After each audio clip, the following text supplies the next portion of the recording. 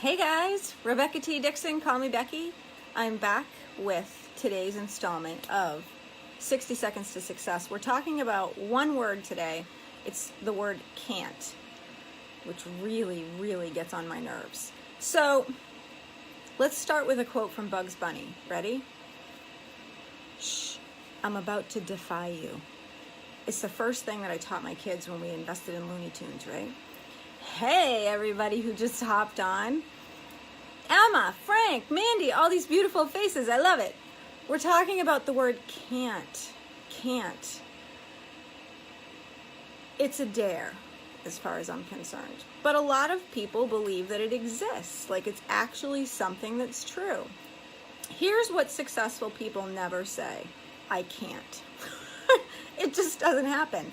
They'll say things like, I won't, or I don't want to, but they'll never, ever buy into the concept of I can't. They also run from other people who are trying to tell them that they can't do something. That is just bad juju. Or somebody who's trying to say it's not possible. You know who's really good at this? This whole concept of never buying into I can't? Kids. Try convincing a 1-year-old that they can't have the snack that they're pointing to from the high chair. Never gonna happen. They will scream, they will kick, holy hell will break loose, right? How about going to the grocery store with a toddler who wants something specific and you try and say, no, you can't have that. Forget about it. Forget about it. Take any kid, like before they can even talk, they are conveying the message very clearly. I can, I will, and this is how it's going to be. Right, Emma? So what happens? What happens to us that we buy into this concept? I'm not really sure. Somewhere between high school and college, things seem to change with people. I've got one that just graduated from high school and another one that's in high school right now, and it's pretty much the same for them. You don't tell them that they can't. They see something they're interested in, something they want to do. They're watching videos on it. They're all over YouTube. They're investigating it on Google. They're talking about it nonstop. They're figuring out strategies, every angle and approach they can come up with until the thing that they're after takes place. So why do we then become adults and buy into this bullshit? I don't know. Like I said, impossible is a dare to me. So the question then becomes, why do you, or people that you know, maybe it's not you, believe that you can't do things? Insecurities and doubts come into play. Possibly. Hey, Britta, Emma says, so true. It doesn't compute for me. And so my husband and I had this really interesting conversation, which sparked this 60 Seconds to Success, which is now longer than 60 seconds, but whatever.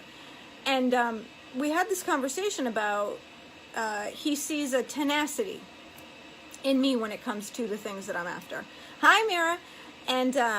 And I just thought that, well, that's very interesting, and thank you for the compliment, but do you think I have some special ability to get things done that other people may not have? And the answer immediately from him was yes. And I thought, well, that's the most nonsensical thing I've ever heard. And what we drilled down eventually over the course of this conversation for 15 or 20 minutes was basically, I'm not available for I can't. And it got me thinking, and I started looking at other thought leaders and other people who are successful in business. And they have this in common.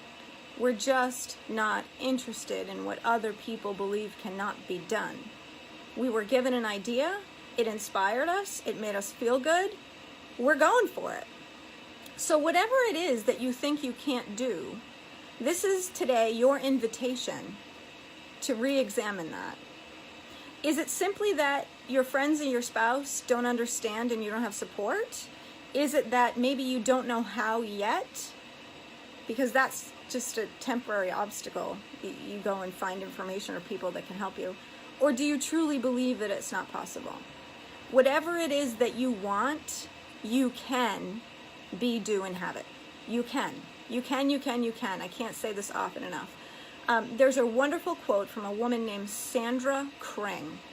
And she says, in essence, unless someone can look into your heart and see the degree of your passion, or look into the depths of your soul and see the extent of your will, they have no business telling you what you can or cannot achieve. Because they may know the odds, but they do not know you. It's always been near and dear to me. It's pasted on top of my monitor. Take that in. Can't is perception, it's not reality. What other people perceive as impossible became things like refrigerators, microwaves, electricity, telephones. What other people thought would never exist became things like automobiles and cellular phones. Of course it's possible. Stop believing the lie that you can't. Please, for the love of all things holy. Hey Joyce, how are you? Frankie, what's happening? Tracy, I see you on here. Emma, your boys are such an inspiration in so many ways. Just saying, thank you. I'm actually finishing up a book for my boys right now, so that'll be coming next. Respect yourself enough to understand that if you are saying you can't, you are choosing that for yourself. And it's not that you can't, it's that you won't. At least be honest about it. And that's what I got. And if you need a hand, Google it, ask your friends, post on Facebook, reach out. Everybody around you is conspiring for you to succeed. They just don't know what you're up to or what it is that you dream about. When you talk about it, you get the support. I love you guys. Thanks for being here. That's today's very long 60 seconds for success. Eliminate the word can't. Impossible is a dare, and you can absolutely quote me. Talk to you soon. Bye.